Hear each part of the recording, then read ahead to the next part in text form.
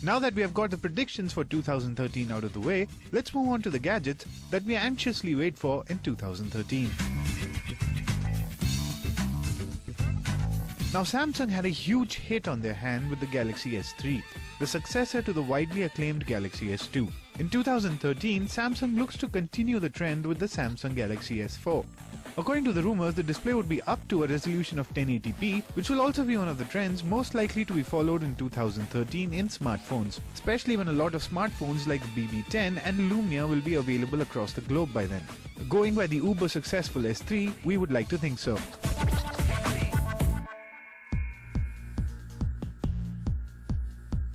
No one thought the original Note was going to be successful. It was more of an experiment by Samsung to figure out how people would respond to a bigger screen. And surprise, it was a breakout success. Samsung had a category all to themselves to benefit from, and they did with the Galaxy Note 2, which brought even more advancements to the table. Now the question is, where will they go with the Galaxy Note 3? Do they go bigger than the 5.5-inch display on the Note 2, or do they instead concentrate on giving users new features? Either way, it will be interesting to find out once it's unveiled. Now, Project Glass by Google finally hit the public in 2012, albeit in a small amount and with a high asking price. But the most interesting thing about Project Glass is the fact that Google still hasn't figured out what exactly to do with it.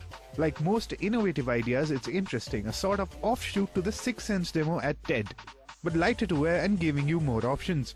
Would we finally see this hitting the streets en masse? We will have to find out.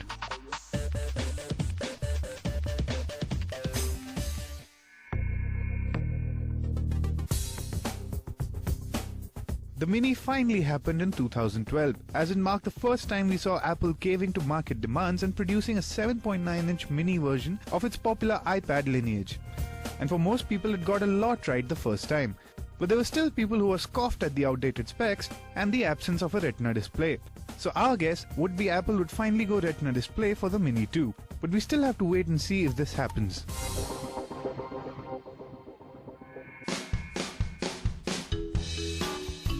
Now once again, Apple continued to reign supreme in a category which it invented, and deservedly so. The iPhone 5 was brilliant, great widescreen display and a fast speedy performance with great battery life. It sold like hotcakes too. But for many, this also meant that Apple shipped a product without a single standout feature that it could call its own. iOS 6 was just a lot of catching up to things that other smartphones already provided. And the Lightning connector was a response to Apple's reluctance to adapt the mini USB standard. Oh, and don't even get us started on the new maps. Now as 2013 rolls along, people are already looking to Apple for its next iPhone. Whether it's iPhone 6 or a 5S is what we'll have to wait to find out.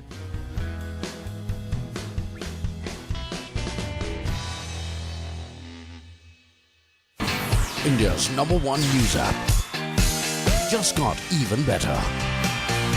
Download NDTV's new app. Fully optimized for Retina display. Full screen view. Faster response time. And Sudoku. NDTV's new iPad app. Download now.